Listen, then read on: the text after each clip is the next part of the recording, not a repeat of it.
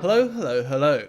We heard last week that David Lammy, an over-promoted brainlet of a man who somehow became Britain's Foreign Secretary, is essentially signing away the British Indian Ocean Territory to Mauritius. I made a video about this last Sunday, which I highly recommend you watch first, then come back here, but in case you're too lazy to bother, the succinct version is that the British Indian Ocean Territory, aside from a brief stint of being French, has only ever been owned by Britain. The territory, and the then colony of Mauritius, had been under joint colonial administration until 1965, when Britain paid colonial Mauritius £3 million, equivalent to 4.5% of their GDP, to accept the split of the Chagos archipelago off from colonial Mauritius and into the newly established British Indian Ocean Territory. An independent Mauritius has never owned the BIOT, yet claims that the split violated international law, so the islands were rightfully theirs.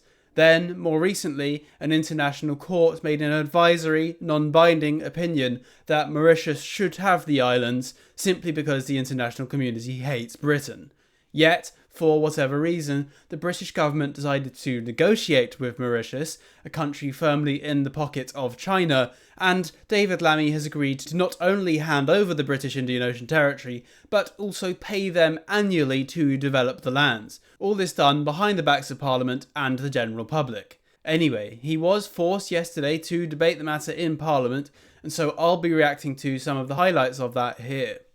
British Chagosians, which I think I've been pronouncing as Chagosians, which may be wrong, have been treated like second-class citizens with no right to self-determination, to be decided by a foreign country. Mauritius has no claim to the Chagos Islands.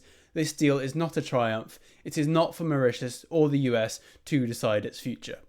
Quite fucking right. Anyway. Could I say to the government that I understand and the whole House understands that the business of the government goes on during the recess and that ministers will always need to respond to events in the UK and around the world. However, it is frustrating for honourable members on both sides of the House where major planned announcements are scheduled during periods when the House is not sitting, particularly towards the end of recess. Whilst I appreciate the government informing me directly on developments on some of these issues, that does not substitute informing the House. If announcements made towards the end of last week had been held over the weekend, then honourable members would have had the first opportunity to question the Secretary of State on it, rather than learning about it through the media. Ministers should come to the House to announce their policies in the first instance, if that means waiting a few days.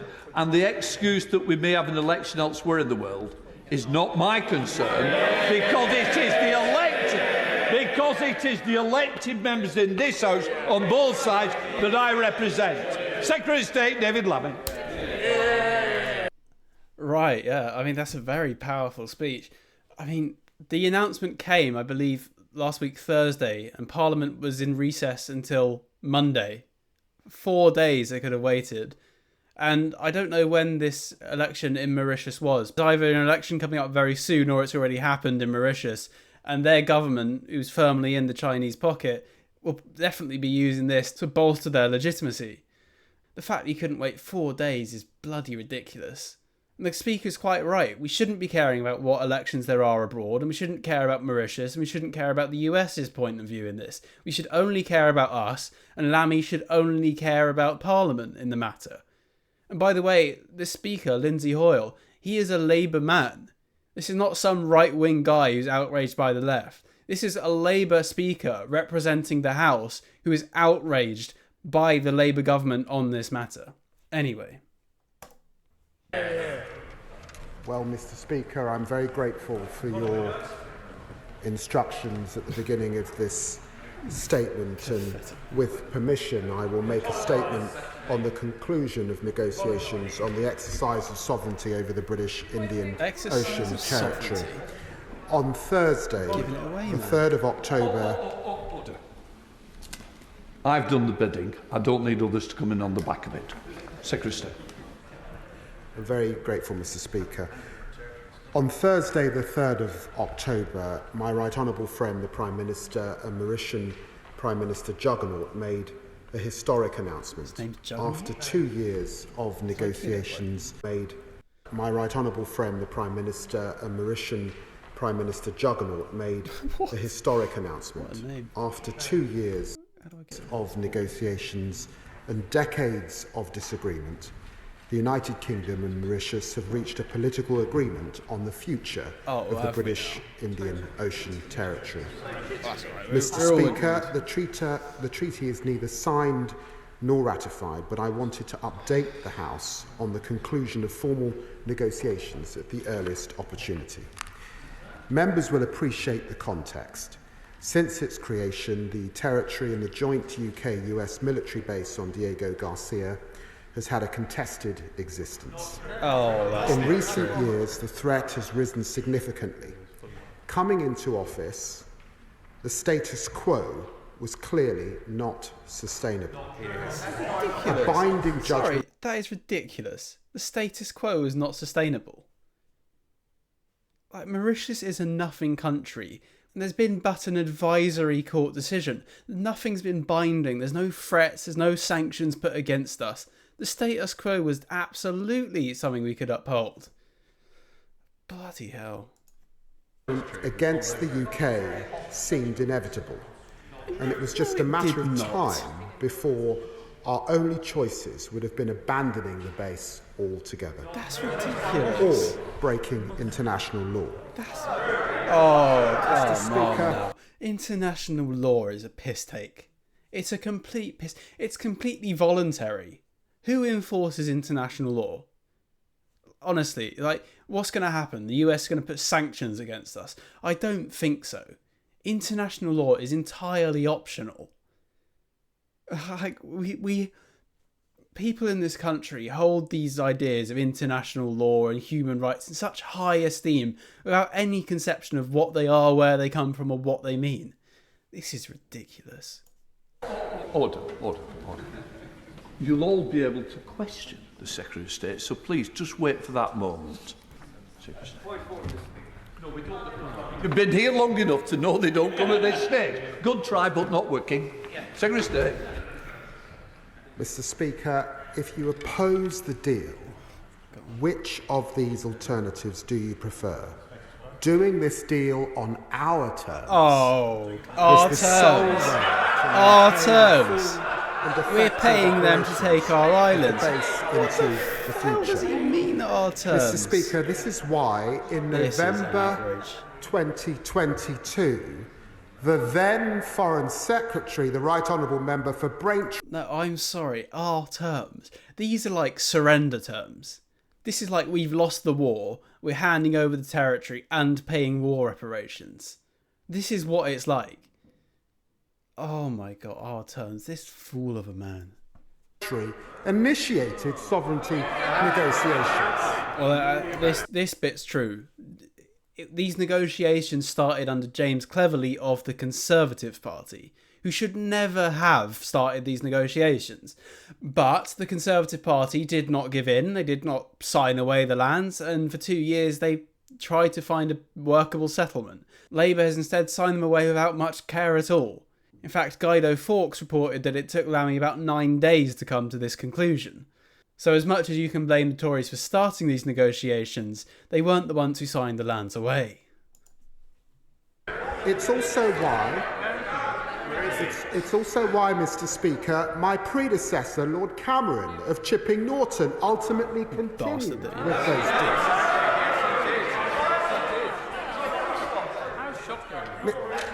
Mr. Speaker, under the previous government, there were 11 rounds of negotiations. The last one held just weeks before the general election was called. So what? So what if there are 11 rounds? All that means is that we couldn't find a workable solution and that we would maintain the status quo. Like, what? Should there only be 1 or 2 rounds of negotiations? That seems ridiculous. Why even bring this up? Is Lammy not mentally capable of holding 11 rounds of anything? Possibly. Exactly. So in July, this government inherited unfinished business where the threat was real and inaction was not a strategy. inaction posed several acute risks to the United Kingdom. First, it threatened the UK-US base. No. From countering malign Iranian activity in the Middle East to ensuring a free and open Indo-Pacific. It's critical for our national security. Well, yes, Without the base is, but surety of tenure, no base can operate effectively nor truly detect. There is no more a surety of tenure than owning the land as sovereign. Could you imagine if our bases in Cyprus were owned by Cyprus? They could, under every right, opt to kick us out at any time. The fact that we kept the sovereign base areas of Cyprus, Akrotiri and Dikelia, is because sovereignty is the best guarantor of tenure. And he's signing them away for a 99-year lease. This is ridiculous. Our enemies.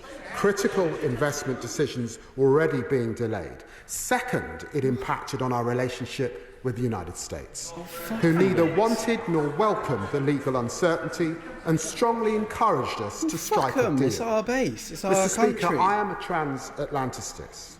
We had to protect this important relation. I am a transatlanticist. I don't know what gender that is, lad.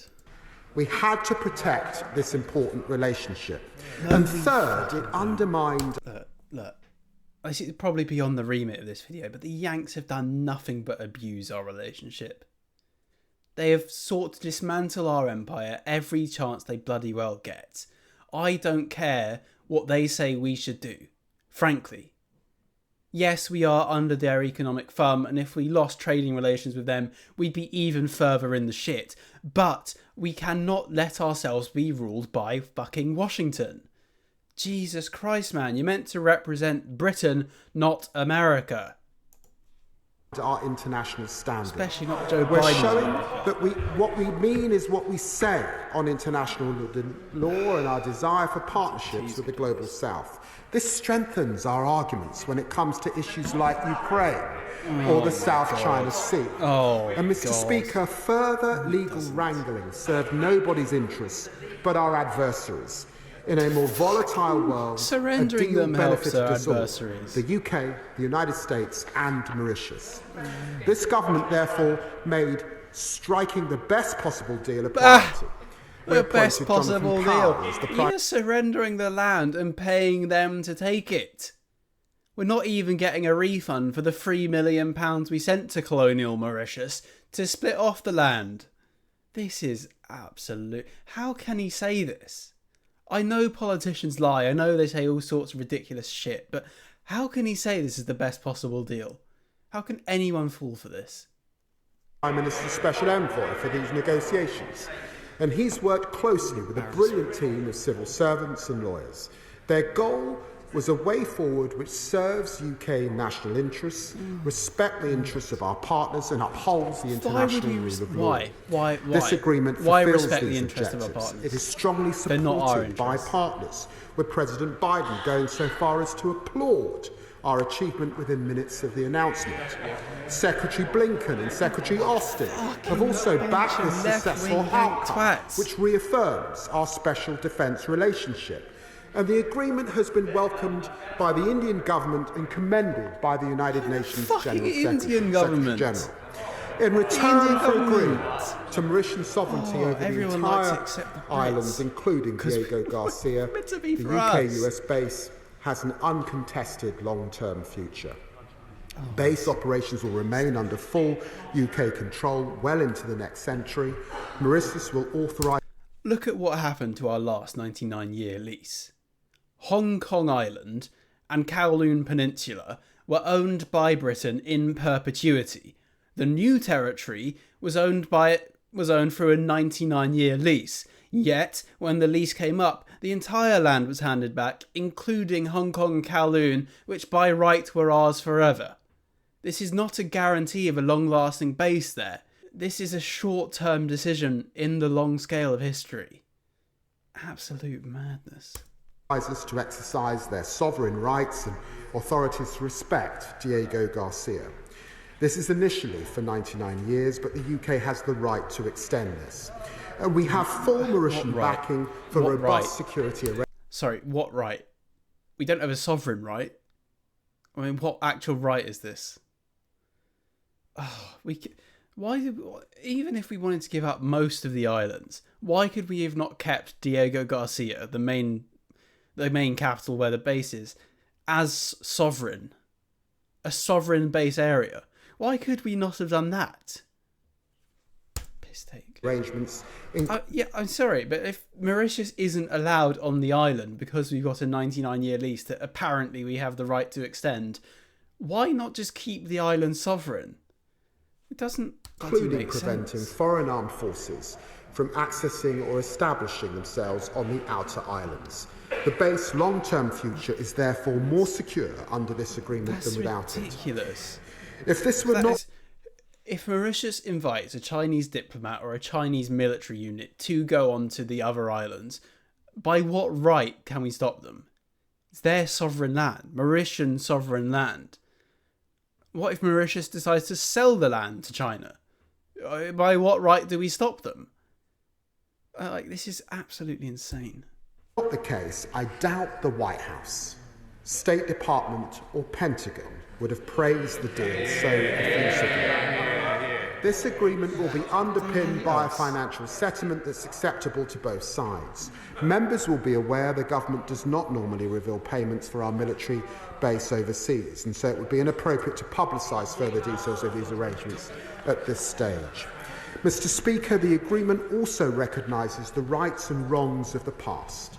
The whole House would agree that the manner in which Chagosians were forcibly removed in the 1960s was deeply wrong and regrettable.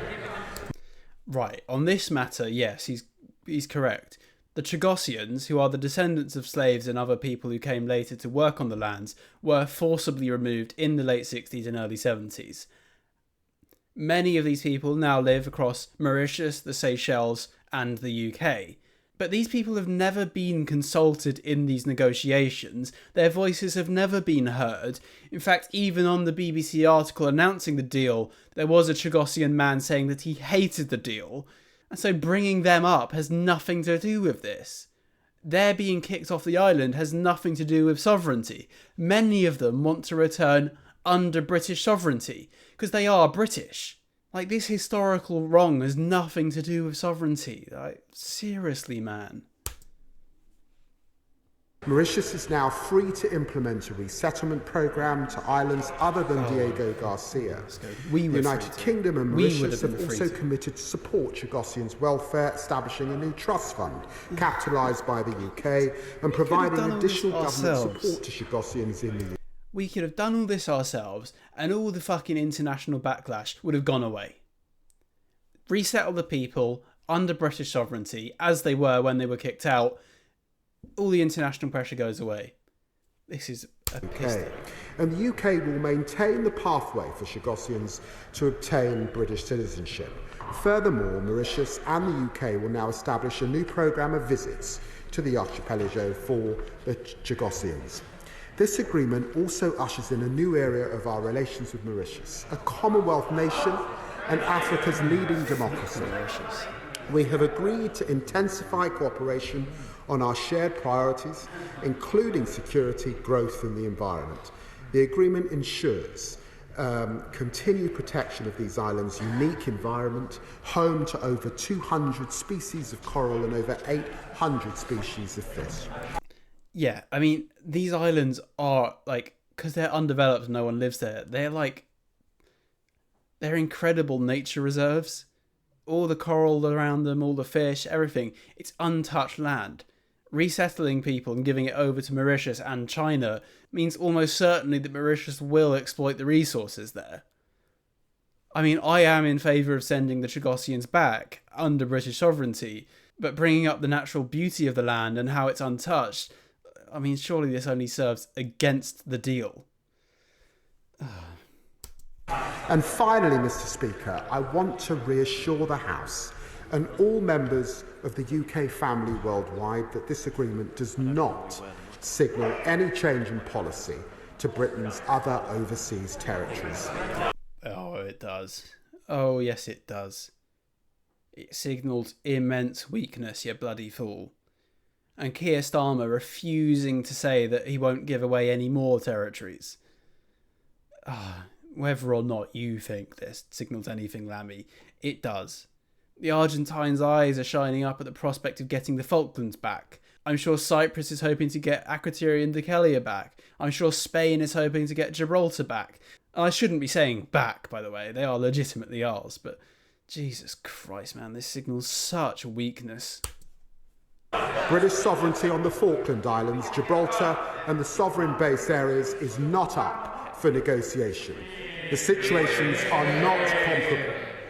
This, Mr. Speaker, has been acknowledged across our overseas territories. Fabian Picardo, Chief Minister for Gibraltar, vocally supported this agreement, stating that there is no possible read across to Gibraltar on the issue of sovereignty. And similarly, the Governor of the Falklands has confirmed that the historic contexts of the Chagos Islands and Falklands are very different indeed. The government remains firmly committed to modern partnerships with our overseas territories based on mutual consent. After Mauritius elections, the government will move towards treaty signature, and it is then our intention to pursue ratification in 2025 by submitting the treaty and the bill. The sun sets on the British Empire in 2025. Mark your calendars. To this House for scrutiny. This is a historic moment, a victory for diplomacy. We've saved the base. Fuck off. We've secured Britain's national interests for the long term. I commend this statement today. Fucking. I'm going to cut that out of the video, but. You bloody pillock. Right, that's that one. Rupert Lowe, Reform UK. Rupert Lowe. Thank you, Madam Deputy Speaker. In the Foreign Secretary's oral statement, he said a binding judgment against the UK seemed inevitable. That seems to me to be misleading verbal baby food at best. And at a time when, particularly as so far there's been a non-binding advisory opinion, there's been absolutely nothing which suggests we're going to breach any form of international law. But at a time when we have got increasing global conflict, I would like the Foreign Secretary to explain to the House why is there such urgency to do what he is proposing to do now. It seems to me it's going to be a case of acting in haste and repenting at leisure. I mean, quite right. Of all the times to show weakness, now is not one to do it. What's he say? I say, gentlemen, it was precisely to put the base on a secure footing because of that global uncertainty that this deal was the right deal to do. Oh. Rupert Lowe. Thank you. Stupid man. All right. What about Tom Tugendhat? For those who don't know, Tom Tugendhat is nominally Conservative, though probably would fit more in the Lib Dems, and he's one of the runners for the Conservative leadership race. Let's see what he has to say. Thank you, Madam Deputy Speaker. The old principle that we used to apply was the Wilson principle, the principle of self-determination, that the Foreign Secretary may remember is the defence of the Falkland Islands, the defence of Gibraltar. He's now just violated that principle by undermining the rights of the Chagosian people in favour of a claim that was abandoned in 1965, never really made, because it was only administrative and never properly governed from Mauritius anyway. And in favour of a court whose judgment was advisory, he sold out the sovereignty of the British people. Truly, nobody apart from a boy called Jack has ever made a worse deal on the way to market. He's come back with a handful of beans that he's trying to sell as a prize. Oh, well, the fact that I am agreeing wholeheartedly with Tom Tugendhat really does go to show something. Tom Tugendhat is, in every meaning, a Tory wet. He's weak, he is soft, he is a Lib Dem. Yet he is absolutely right on this matter. Why were the Chagosian people not consulted? Why are we showing weakness in this time? This is a terrible deal. Good God. Thank you, Madam Deputy. Alright, we don't get to hear Lammy responding to this one. Okay, Ian Duncan Smith. Can I just say to our honourable gentleman that even when I... Duncan Smith. Can I just say to our honourable gentleman that even when I was over there, I was opposed to what my government was doing, even they were only going to go halfway. The truth is, he supported that then. Why has he turned around? And the one point I want to make to him and other colleagues sitting on the bench, the Mauritian government is guilty of vast human rights abuses, locking up other politicians who were independent, and also the black Creole Mauritians were literally traduced by that government. We've handed to them, therefore, the rights over what the Chagosians have never agreed to. So my question to him is really, why was this a rush just before their election? They will use this now to benefit themselves in the re-election process. Why do we do that? To support a disgusting government in league with the Chinese? Yeah. Well, I can say that I didn't know that Mauritius had so many human rights violations. I mean, the fact that we give in to them is just going to show how ridiculous international opinion is. I mean, the UN are a bunch of bellends anyway, but it seems to be people like Saudi Arabia and Lebanon put at the top of human rights positions.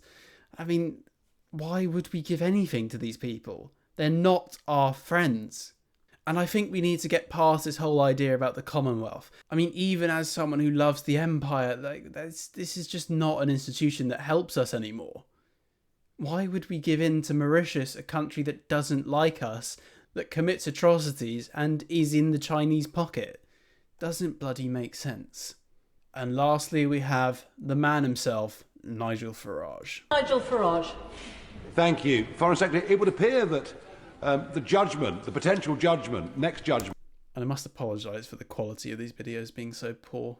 ...of a spurious, rather political foreign court matters more than the issue of national sovereignty. But and you boast that President Biden likes this deal.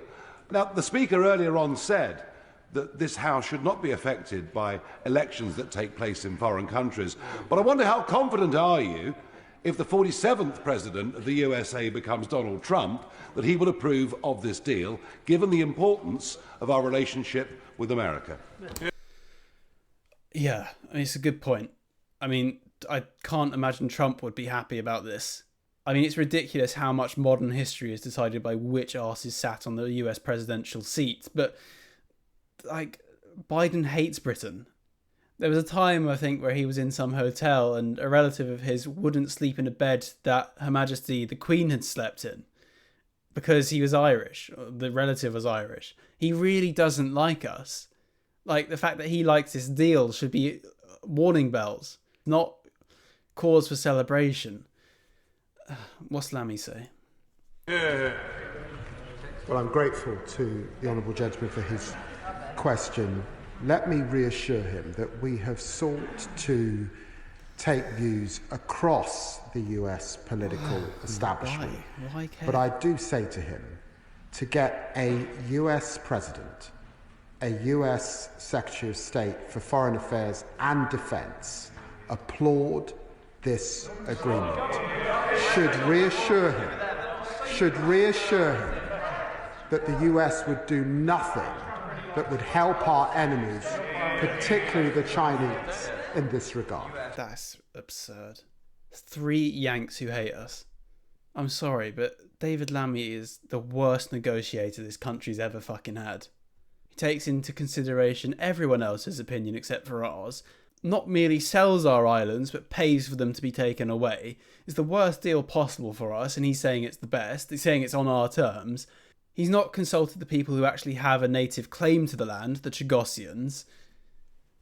Like, everything he's done wrong.